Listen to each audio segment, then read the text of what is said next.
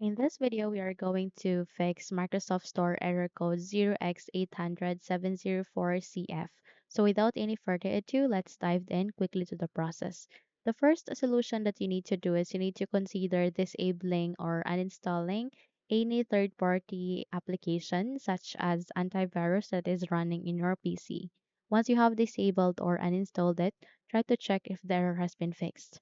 However, if not, then you need to clear the Microsoft Store cache by pressing Windows key and R key together. And here in this small window, type for wsreset.exe and click on the OK button. So wait until this procedure would be finished. This will help you to fix the problem. And once you have done with this, you need to restart your computer. And once you've restarted it, try to check if the error has been fixed. Okay? Now that said, if you found this video helpful, kindly like and subscribe. You may also click or turn the notification bell so that you will be notified for more upcoming tutorials. Thank you and have a good day.